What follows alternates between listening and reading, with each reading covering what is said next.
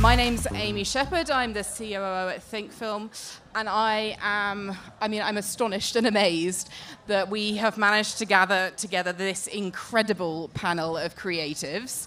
I think it's so powerful when creatives come and join together and sit together on stage like these wonderful human beings are doing to share their stories and to share why it matters to us all to be in solidarity with one another and to be part of a broader tapestry, because democracy is something for which we are all responsible and accountable. And this year, 2024, is a particular year for democracy. It's very weird hearing myself on the echo, just by the way, because this is the year of elections. We are about to have elections here in the EU. The US has elections in November, and about half the world is going to go to the polls. And the way that everyone votes, the way that you individually cast your ballot, will shape the course of the future in a way that stories are also doing, but in even more of a direct action. And so at this time, really, democracy is on the brink. And the way that the film industry, the way that we as artists, as creators, as all parts of the ecosystem, show to citizens, not just audiences, but citizens, how they can be part of change and how stories can be part of that very act of protecting democracy is what we're here to discuss. So we're going to introduce you to these 5 films. They represent some of the hottest topics, the most challenging geopolitical scenarios. I think it's important to highlight right at the outset, we don't have a representative of the Israel-Gaza-Palestine situation on the panel. I think that it is an entire conversation in and of itself. But I think that you will see through discussing these stories things and themes that are universal, that touch on conflict, that touch on peace building, that touch on coming together in compromise and solution to be part of a positive society as a whole.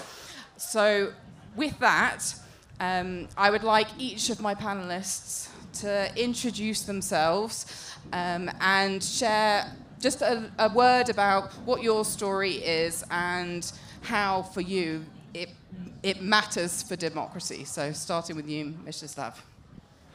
Hi, and thank you for inviting me, and thank you for being here.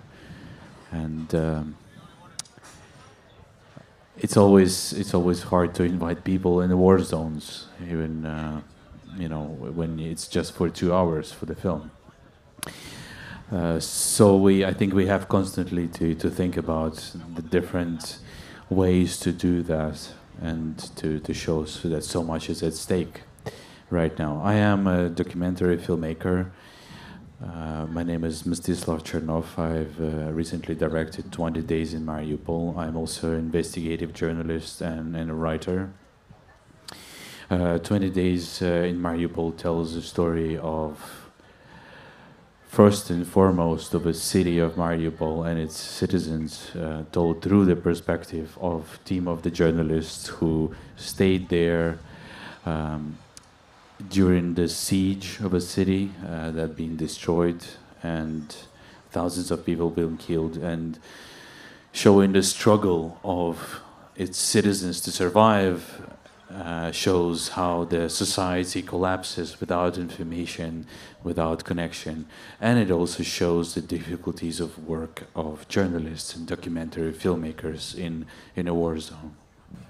Well, thank you. It is a real honor, and thank you for making the journey here and being part of this conversation. So we'll come back and talk a lot more about all of that. Vanessa. Hi, thank you again for having us, and I'm really honored to be here with this particular group and to talk about democracy in film. I happened to live in Taiwan for the first time when they became a democracy, when they had their first direct presidential elections, and China was firing missiles at us on the island. And the first time I ever used a camera was to run around filming during their first president, Lee Teng-hui's inauguration. So that footage is in the film I'll be sharing here called Invisible Nation. My name is Vanessa Hope, and I'm the director. And I made a film about the US-China relationship under President Obama. And I was doing that at a time that democracy was a question in people's minds in Taiwan and elsewhere.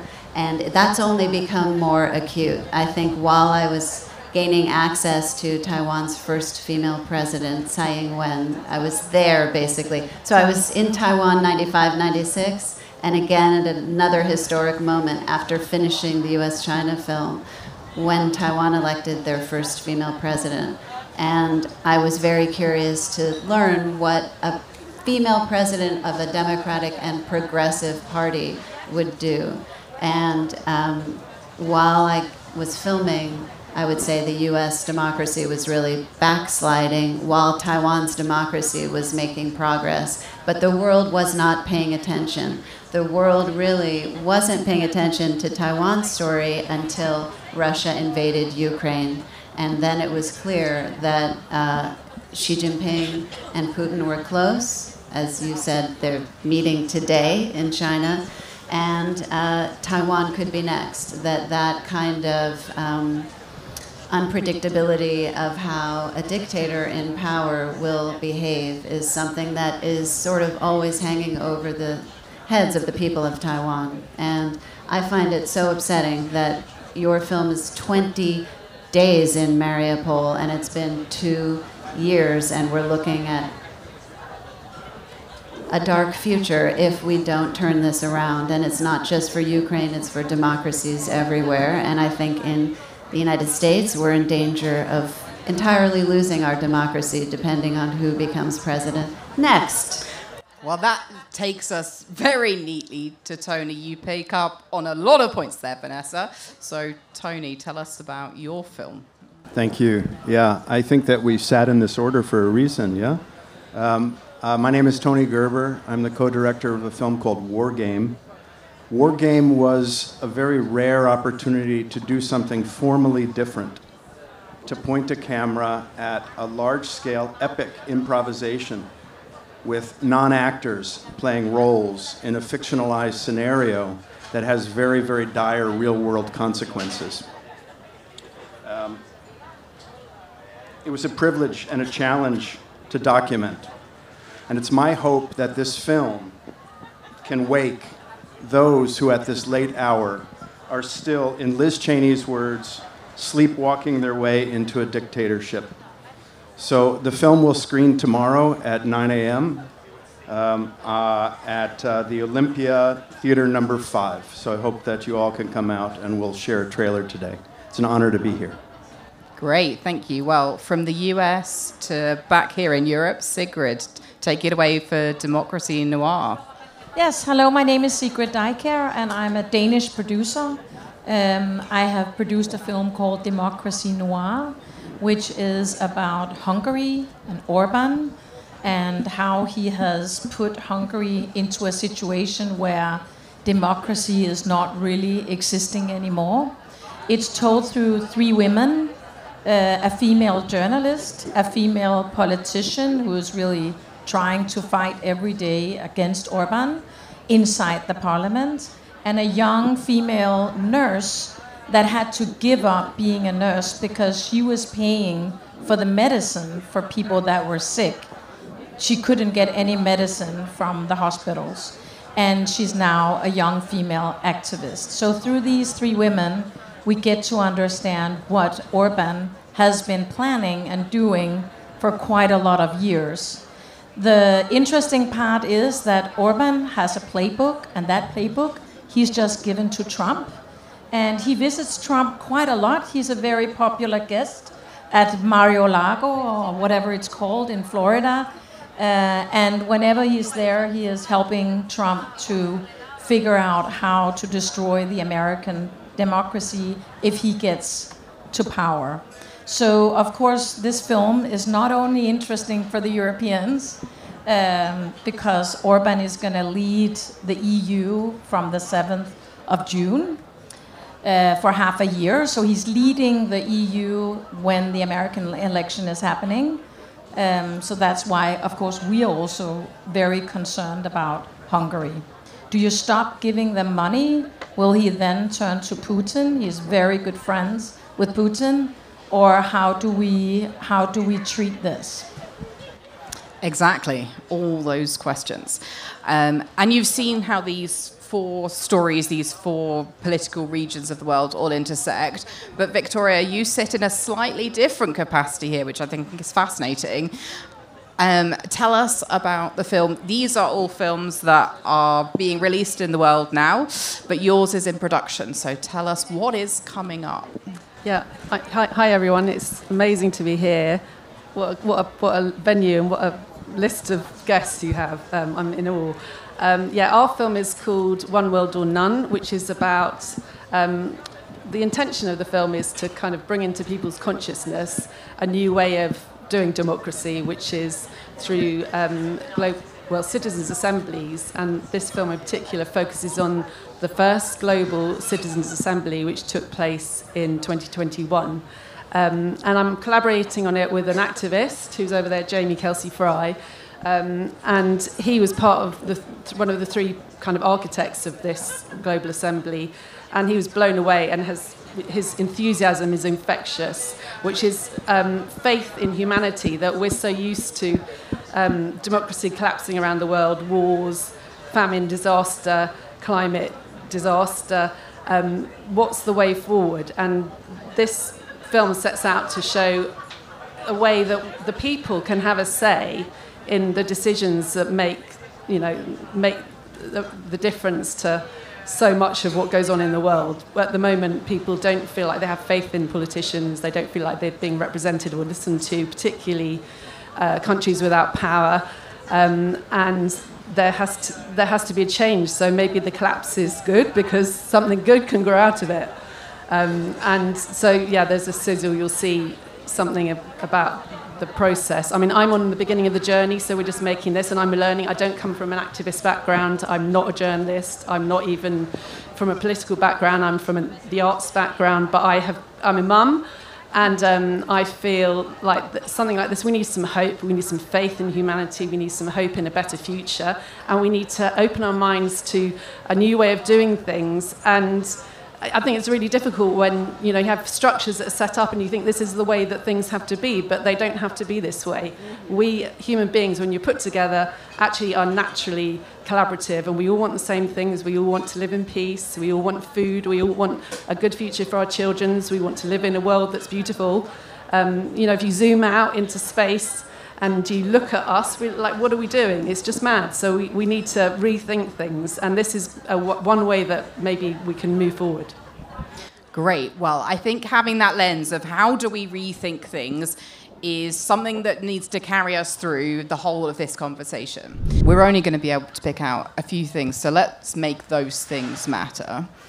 And particularly through the lens of democracy on the edge. What I really want to pick out first is your identity as a journalist and why that then became an identity as a documentary narrative filmmaker, and how important was it that you went beyond kind of pure journalism to turn that immediate watch into something that becomes this feature film, and why did that make all the difference for the story that was so important for you to tell? That is a lot of questions in one. Well, I realised that as I was saying it, but Right. So, okay, we as journalists, as humans, as documentarians, we are looking for the biggest impact we can have on the topics that we care about. And I deeply care about Ukraine. I deeply care about justice, especially when we speak about war crimes, when we speak about death of children. So, of course, from that perspective, as a journalist, I was trying to do just to inform the world. But here's the thing: in the world that we live in right now, it's not just enough. It's not enough just to film something, and you have to make sure that as many people as possible will see that. But that's also is not enough. You have to make sure that it's not going to get lost in the waves of the information of another tragedies that are coming, and then it's not enough. Because you have to make sure that it's not going to be misinterpreted, because those who want truth to be hidden will make a lot of efforts, and that's what happened to us. We will make a lot of efforts for this to be misinterpreted. Therefore, there is a lot of things to do, and in the end, you don't even know if this will matter. Yeah, I am today in quite a pessimistic mood, because with everything we did as documentarians, my hometown, the region where I lived was attacked. It has been attacked, and Russians are advancing, and Ukraine loses its territories. So you see, as much as we can talk about the impact, there will be always some certain level of pessimism to, well, where does, what we actually can do. And that doubt I also express in the film. That's one of the central themes of the film. And that's why I allow myself to have a journalistic perspective in the film, because the impact or lack of impact of journalism and documentary filmmaking is for the modern society and for the modern warfare, where information is a weapon, is vital. I mean, yeah, let's pick up on that piece, because there's so much disinformation that's been propaganda from Russia as well around Ukraine. And that was something you came across in terms of potentially being captured and being forced to say that all your footage was a lie, false reports coming out from Russia. But there's desperation from the citizens, from the doctors, offering that you could use their generator to get enough electricity for your camera to run, like the police offering you their Wi-Fi access so that you could get it out. I think there's something really powerful in the way that it's not just about your film, but it's about the others who helped that film reach the world even before it was a film.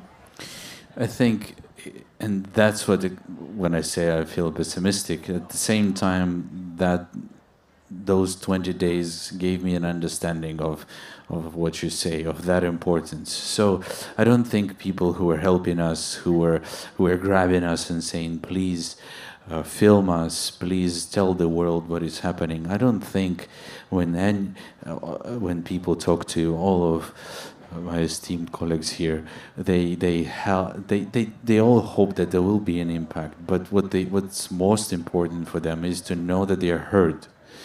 This is part of our identity. We are humans, and we're part of a community, and we want to know that there is a connection between all of us. And having a journalist there, as much as it became a trend to say that journalists are, journalism doesn't matter, the documentary doesn't matter, because everything is fake. As much as this is happening, I saw right there on the ground how important it is for people to know that they are heard and they are connected. And if that doesn't happen, our modern society just falls apart. Mariupol is a case study for a modern Western society suddenly deprived of every communication tool. And we know what happens to our society. 4 days, we all fall apart. So then how do you feel about friends, colleagues that are still filming, that are making the next wave of films? Like, how can this community here be a support to them to get those stories out, so that the stories don't just kind of end with the end of 20 days? Yeah, and okay, well, look, Mariupol became a symbol of other cities that have been destroyed, and all it's universal experience. So, but to know the real impact of documentary films, I think the time has to pass, and I think that the another important part of the impact is I am working on the next war documentary right now. I can't stop, and my colleagues cannot stop, and we shouldn't stop. But what's important with all this information that is washing around us, and wiping everything, is to make sure everything is recorded, because things get lost, war crimes get lost, and meanings get lost, and there will be time when we need to look back, when all of this is over, when we are at the next stage of our political systems and the next stage of maybe journalism. We will look back and we will need to analyze what we've lived through, and that's where documentarians again help so much. We record every minute of it, even if it doesn't make an impact now, it will matter later.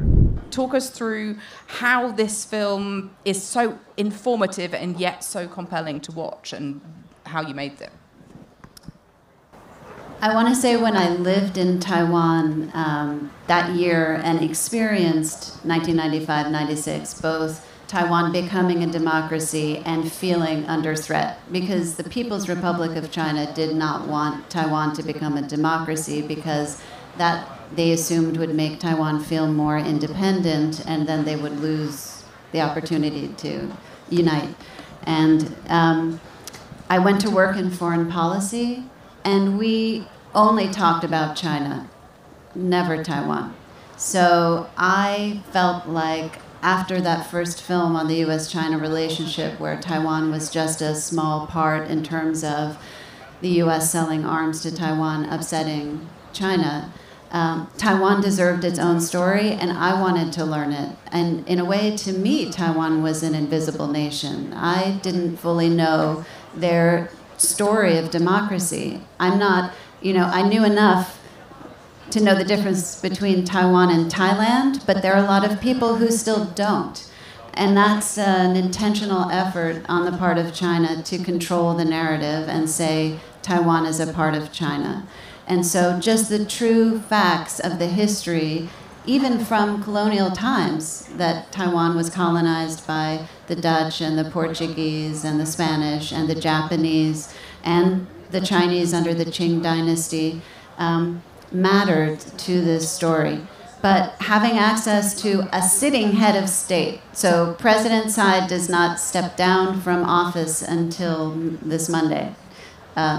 And in fact, it's been sort of unprecedented what happened. Her Democratic Progressive Party won a third term, a first ever for a party in Taiwan. They usually flip parties every 2 terms. Presidents can only serve 2 terms. And her vice president is going to become president on Monday, and her de facto ambassador to the United States, Bi Kim Hsiao, is becoming the vice president. So I think her legacy of maintaining peace while standing up for Taiwan's sovereignty has sort of been cemented by this new election. But she is someone who, there's a woman I interviewed named Wen Liu, who's very young, and was saying she's only known President Tsai as her president. And President Tsai is the first president in Taiwan to use the term Taiwan in international context and stand up for their sovereignty. They're so invisible that I was just at a conference in Washington, D.C., invited by American Bar Association lawyers' international law section, because they want to say, under international law, Taiwan is a country. And it's been misused, this Resolution 2758 of the United Nations, to keep Taiwan out. So in making this film and having this access to President Tsai and the people in her presidency, because she's literally the opposite of the orange maniac we had in the United States, who was president during her first term, who I don't want to say anything more about. You can watch Tony's film and know what could happen if we if he gets near the presidency again. But in the case of President Tsai, she actually advanced Taiwan's democracy. They passed same-sex marriage law. They did transitional justice with their authoritarian regime that came and put a military dictatorship, martial law for 38 years on the people of Taiwan. They're reconciling. They had a peaceful transition to democracy. All of this, that needed to be in the film, her domestic political accomplishments. However, I also didn't want to make it feel propagandistic in any way. I mean, strangely, being an American, I felt my job was also to look at what American foreign policy fingerprints were on the story. Where is America responsible for obfuscating or leaving this geopolitical predicament to fester? Because in 1995, I learned the stakes were World War III, and that was quite some time. And now China's military power is all the stronger, and this threat is all the greater, and the risk is higher. And so it was both what was happening on the ground in Taiwan and having people feel they could speak up and be seen and be heard by an international community. Definitely take this away from just the United States as a responsibility, and then to stay on top of the unfolding events. It was truly just unfolding events. It was a year-long peaceful protest in Hong Kong in 2019 to 2020 that in many ways helped President Tsai get reelected in 2020. And then it was the outbreak of COVID. And because they're not in the UN, they're not in the World Health Assembly, and not only is it bad for their population, but they have a lot to contribute to the world in health, and they couldn't. And then it was Russia's invasion of Ukraine. And most sadly, that was when the world, as I said, started to pay attention to the story, because then the parallels became clear. Because Xi Jinping and Putin met right before the Winter Olympics, and it seems they have a strong friendship, but they were making deals. And when Putin was, quote, reelected, when he just made his latest speech, it was about backing Xi regardless of what Xi wants to do with Taiwan. So it's a scary time, and we had to fit it all in. But it's, I just came from Warsaw, Millennium Docs Against Gravity, and audiences there were really, really moved. I mean, it's an emotional story, and I think that's what movies can do, is connect with people emotionally, so that this very intimidating foreign policy kind of story can actually resonate and feel relatable. Absolutely. We need to feel for the people of Taiwan before we're going to care about protecting them. And we need to understand why Taiwan is relevant for us here in Europe in order to get active protecting them. The situation of Ukraine, it's very clear the relevance for Europe, but Taiwan is that little bit more removed. So I think that role of bringing an understanding of who people are is so important there. I think then that also brings us to Tony, because the spectre of the US hangs over all of this. But you've taken a very specific piece, and from that, a broader conversation brings. So, and also a very different type of documentary film, which I think is interesting. Is it real? Is it fiction? Is this documentary? Is it reality TV?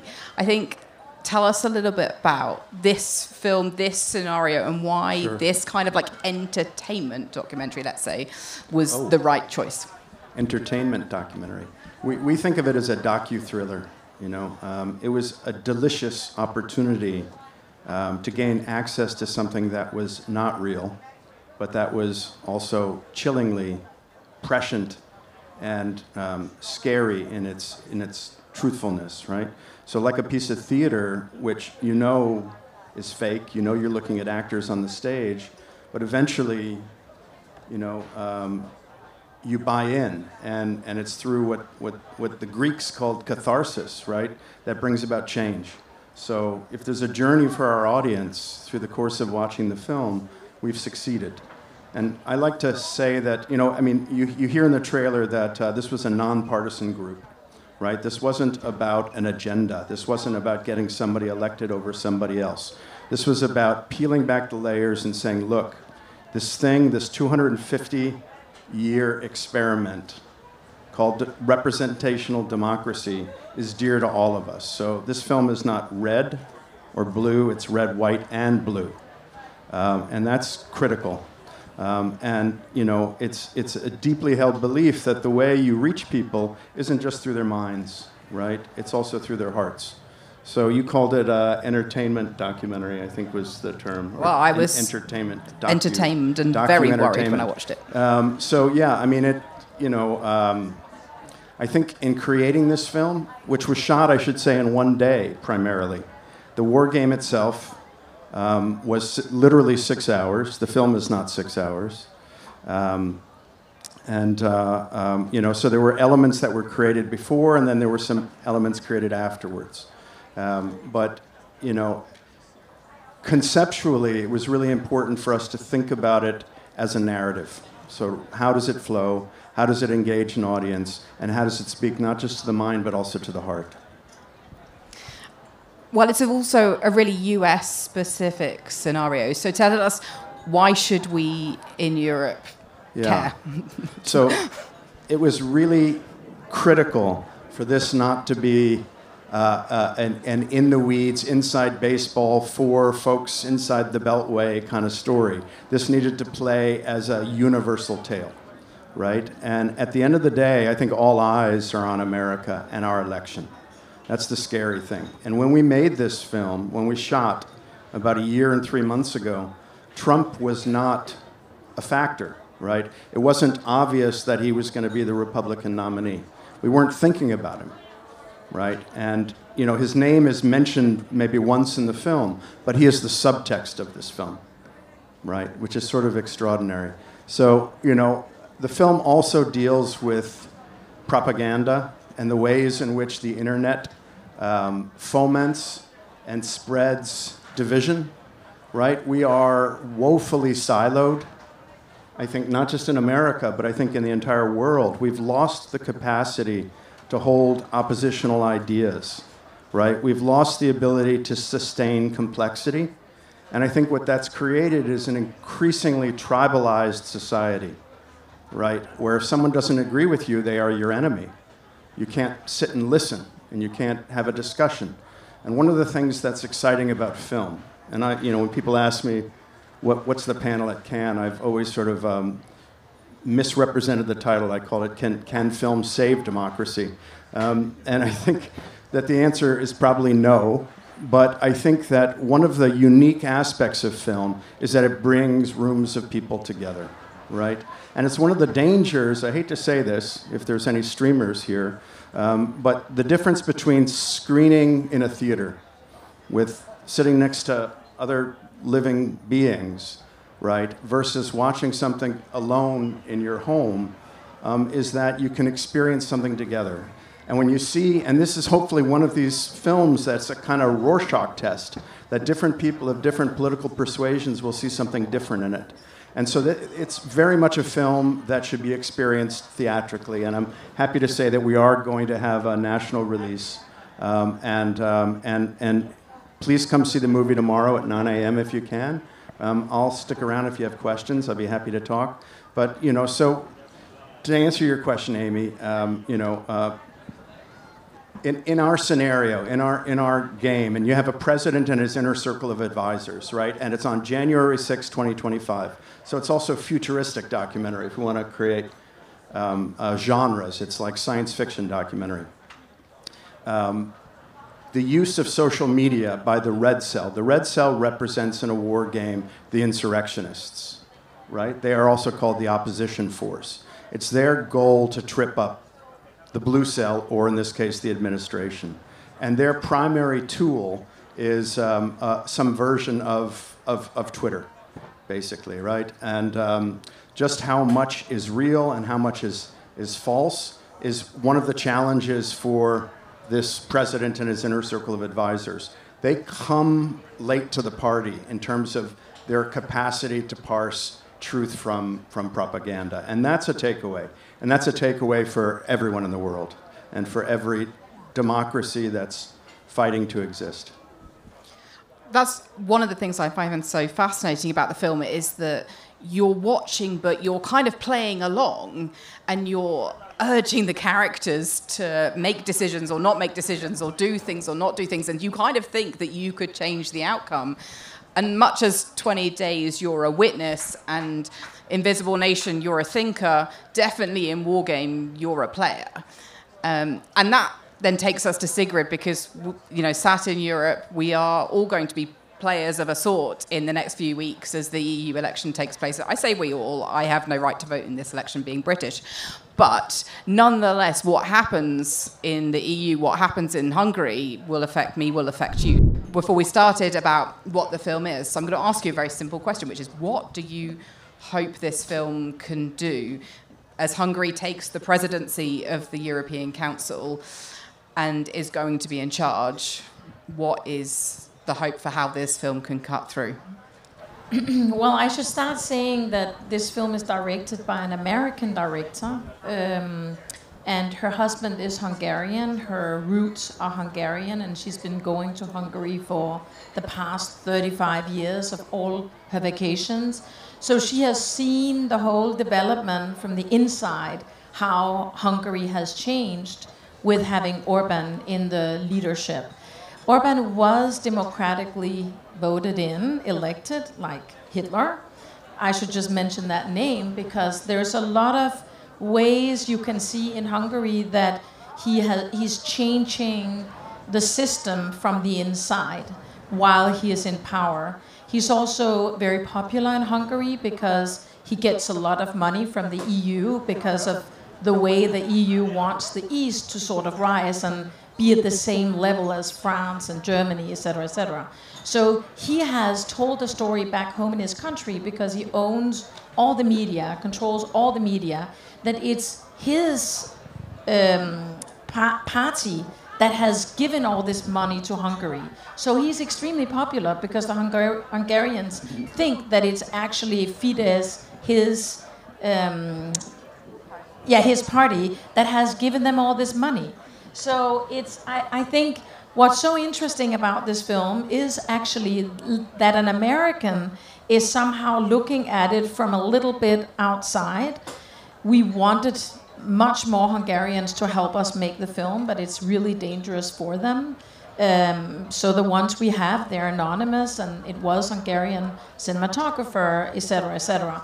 But it's dangerous for the Hungarians to work on a film like this if they want to continue to work. I don't think that there's a lot of positive things to say about how Orban has cooped Hungary right in front of the eyes of EU with the money coming from EU, like my tax money, every European here, tax money going straight to helping Orban to coup a country. I think that's disastrous. I think what's important is that we dare look at it, and the Europeans are really embarrassed that this happened.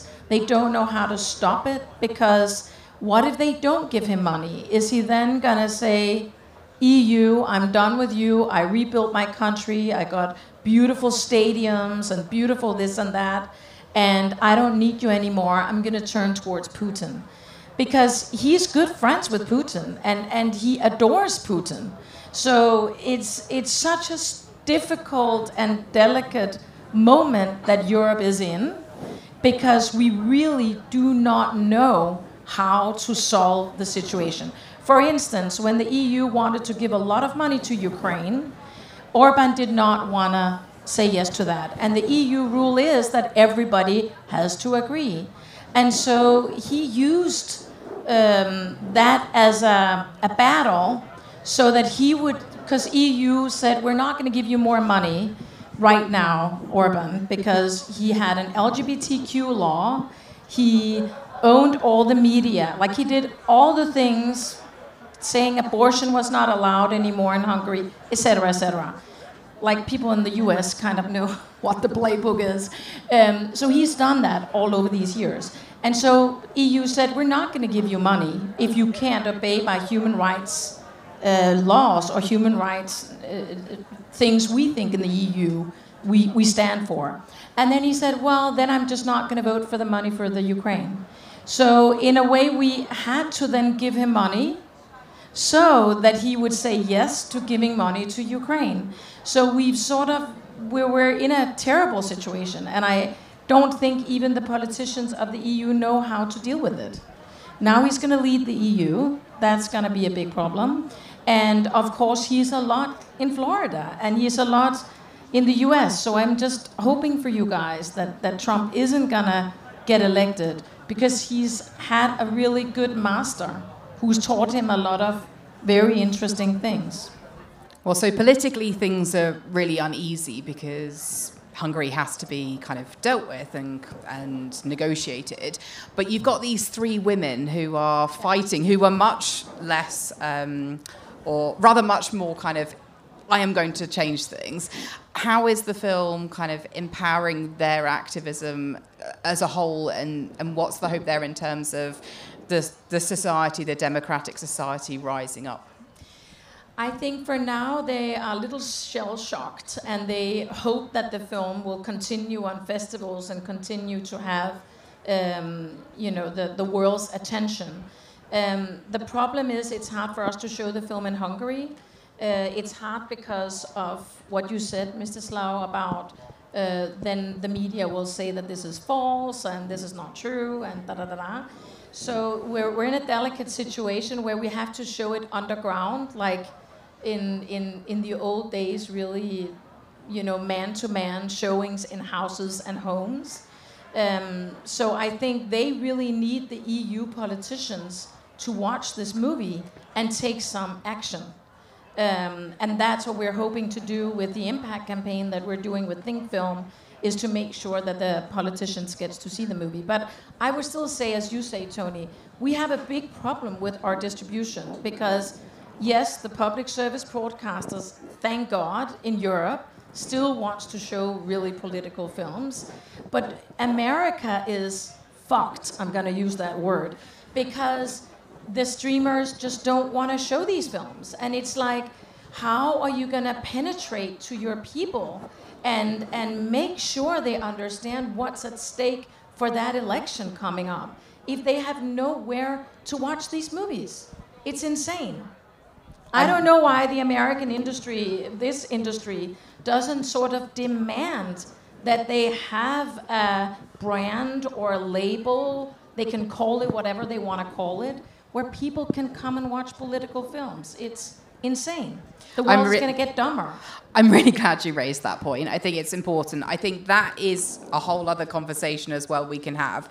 But I want to also give Victoria the chance to tell us a little bit more about the future of democracy for us all, because this kind of issue of people power and not just waiting for politicians to do their things, but taking the power back in our own hands, is where the Global Citizens Assembly comes in. I mean, this touches on climate change, which, again, it's a whole other conversation. So we're not going to talk about the substance of what this assembly discussed, but more the form of it. How did this kind of come to your attention as a filmmaker? Because similar to Tony and the War Games scenario, there's doing it, and then there's why to tell the story about it so that we all get to hear about it. And yeah, tell me about that. Well, it was Jamie, who's sitting right over there. Jamie, stand up. He's an activist. He's been working in activism on climate change for 30 years, and he's come to the conclusion, he can tell you himself, that shouting and protesting is not getting us anywhere, and what's at fault is the system. And so there were two collaborators with him, Rich Wilson and Claire Mellier, who was part of the French Assembly. They both set this project up as a kind of passion project. They got the money together. They wanted to focus on climate change and present it at COP. And it was just sort of a force of nature. They were a force of nature. And Jamie brought this to my attention because he was so moved by the human family, by the act of bringing, through sortition, which is like a lottery system, bringing together people to represent, everyone on Earth, population, by gender, literacy, and economic, their sort of economic power. Bring them together into chat rooms. So they were brought together online across, I think it was 11 days, 68 hours, 11 weeks, 68 hours. Everyone was brought together to talk. Then they had breakout groups, and they were presented with a learning about climate change. And they did a charter, as it says in the sizzle, and then they presented it at COP. But the problem is like how do you get these to be acknowledged by the power holders? And that's the issue, but that's why we're making the film. We're at an early stage of the film, and it's part of a movement to try to bring to the awareness of everybody that things could be different. We could be doing things differently, and it's about bringing people together, cooperating, collaborating for the greater good, rather than having these polarized positions like has been spoken about. For the sake of us all, we've got to work together. That's why it's One World or None, which was based on, I think, at the end of the Second World War, Einstein, Gandhi, Nehru were all worried about a Third World War, and that was their movement, was like, if we don't come together, we're going to destroy ourselves and Earth. So that's the idea behind this. Well, that's the name of the project, is that, because that's what we need to do. We need to start working together and stop seeing, different nations and peoples as other. We are all human beings, and all we've got is this Earth. It's crazy that those with money and power are wanting to spend it, sending us, potentially into space. It's just crazy. We've got to focus on all the problems here and spend the money here and put all the attention here. But I think the problem is that because people have lost faith in politicians, that this is a way of kind of regrouping humanity, and ordinary people who have no vested interest get to have a say. They get to look at the facts, and they get to make decisions. But I think the issue is going to be how you implement those decisions. I think that's so key. We've been a witness, we've been a thinker, we've been a player. Now we're a participant. And that's exactly what we should be, is participants in democracy. And that's what I'd like you to be. If you indulge me, I know I stand between you and our cocktail hour, but if anyone has a question for our panellists, indeed you do. Can someone be my roving mic person? We'll take, let's say 3 questions, and then please do feel free to chat to these wonderful people, ask them more, kind of dive in with each other as well. Hi. I'm not used to this, but I think I have to get used to talking on the microphone. Can you put the mic just a little bit closer, speak a bit louder? So I'm Miriam. I'm a German-Ukrainian filmmaker, and first of all, thank you so much for this. It was very insightful. I'm especially excited to ask Mstyslav a question, because I'm working on my own documentary, which is very similar to yours. You're focused on what is happening in Mariupol at the time. I'm focusing on the refugees that are now scattered around the world. And I haven't made a documentary before. As I'm Ukrainian myself, I felt like I had to do something. So I have interviewed Ukrainian refugees in Germany, Brazil, and the UK. The film is now finished, and I have a little problem that I don't know how to solve. So the film is finished, we went through everything, it's looking good. I'm supposed to now sign a deal with a distributor in the UK. It would be on Amazon Prime if everything goes well, but the protagonist we filmed in Brazil now suddenly got cold feet, and he's afraid to be part of the film. He's saying that he's got lots of connections to Russia. He has relatives in Russia. He said to me that he's not willing to sign some release forms that we need. So how do we protect him? How do we protect him? Yeah. So basically what I'm trying to say is, like, what do I do now? Because he's afraid. And is this a danger? Is this a danger for him? Is it a danger for myself? Or is it not? So that's basically the question. Thank you. that happens. I'm sure it happened to everyone, and the safety of your protagonists is the priority. So, cannot take it lightly, and see if you can come to a certain deal. How do you? Well, not a deal, a certain agreement. How can you make him anonymous? I know a lot of filmmakers. I don't suggest like blurring his face, but maybe there is a way to make him more anonymous. Maybe there is a certain compromise. Otherwise, you'll have to make a film without him. That's the only way. Yeah, you can't do it otherwise.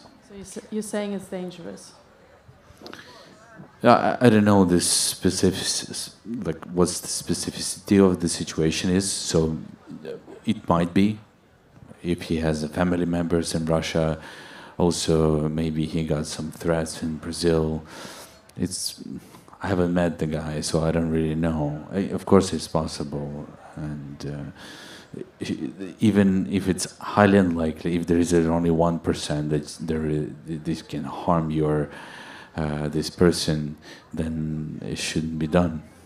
Absolutely, safety is paramount. But if you want more advice on that, then I'm sure these folks and other experienced producers in the room would gladly give some guidance. Anyone else with a burning question? This lady over here.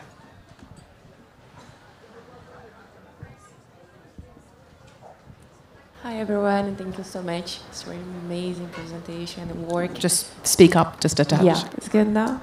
Yeah, I work in corporate social responsibility with the governments and the private systems.